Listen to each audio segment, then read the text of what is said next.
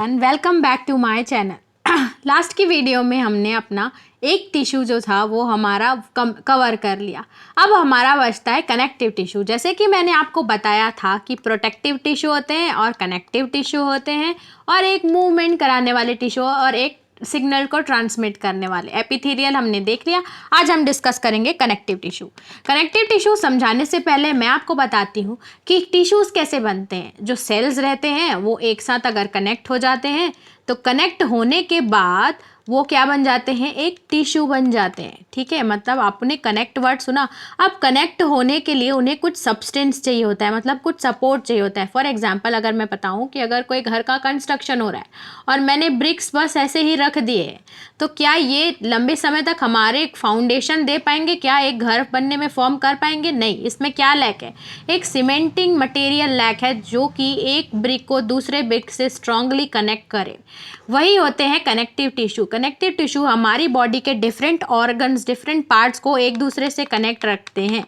ठीक है, ताकि वो एक स्ट्रॉन्ग स्ट्रक्चर फॉर्म कर पाए और सारी एक्टिविटीज़ को सपोर्ट करते हैं।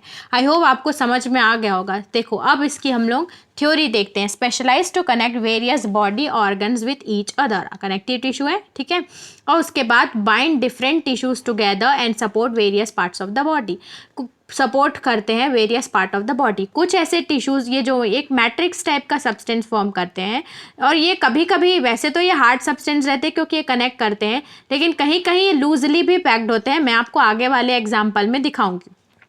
अगर बात करें various type of connective tissue, अगर हम लोग देखेंगे कि हमारी बॉडी में डिफरेंट पार्ट्स होते हैं। कहीं ना कहीं हमारा जैसे कि ईयर है वो हमारे फेस से कनेक्टेड है, हेयर्स कनेक्टेड है, और जो हमारा ब्रेन है, ब्रेन हमारे जो माउथ का स्केलेटन है उससे कनेक्टेड है। प्लस हमारा जो मसल्स है, मसल्स हमारे बोन से कनेक्टेड है। प्लस हमारे डिफरेंट ऑर्गन्स, ये पूरी हमारी बॉडी से कनेक्टेड है। एक बोन दूसरी बोन से कनेक्टेड है। तो सारा जो कनेक्शन फॉर्म हो रहा है ये सब में सेम मटेरियल थोड़ी ना रिक्वायर करेंगे। इनके अलग अलग जिसको कनेक्ट करना है उसके अकॉर्डिंग इनको डिफरेंट टाइप्स के मटेरियल्स चाहिए होंगे। इसीलिए various types of connective tissues describe किए गए हैं। ठीक है, पहला हमारा है ब्लड। अब आप सोचते होंगे, जैसे मैंने आपको बताया कि सिर्फ सीमेंटेड मटेरियल है तो लिक्विड नहीं हो सकता। बिल्कुल हो सकता है। ब्लड हमारा एक ऐसा कनेक्टिव टिश्यू है जो कि फ्लूइड फॉर्म में होता है।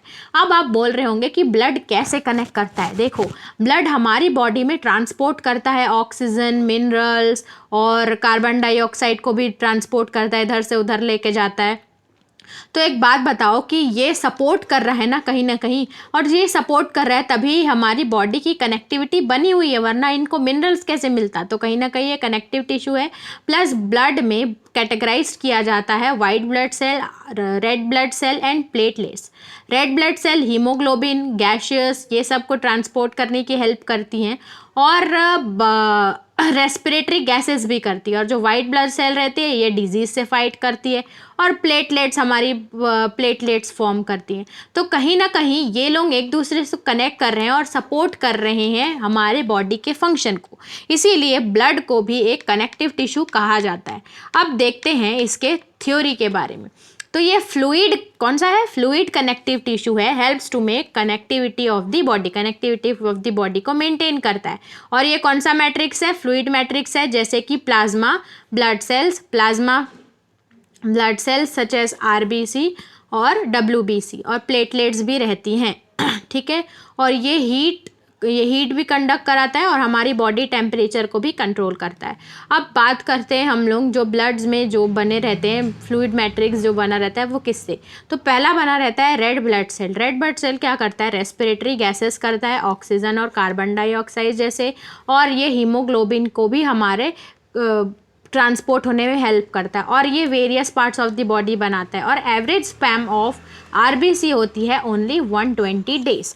अब देखते हैं हम लोग WBC। ये देखो डिफरेंट टाइप की ब्लड सेल्स आप देख सकते हो, एथ्रोसाइट्स, बेसोफिल, लिम्फोसाइट, मोनोसाइट, ये आप देख सकते हो, प्लेटिएट। आप ये एक बार मेमोराइज कर लो, ये आपकी बुक में दिया हुआ है, कभी कभी पूछ सकता है। नेक्स्ट देखते हैं WC। इसको हम लोग ल्यूकोसाइट्स भी बोलते हैं, और ये डिजीज से फाइट करती है एंटीबॉडीज प्रोड्यूस करके। अब ब्लड प्लेटलेट्स, इसको हम लोग थर्मोसाइट्स भी बोलते हैं, और ये क्लॉटिंग ऑफ द ब्लड में को देखती है, helps in clotting of the blood.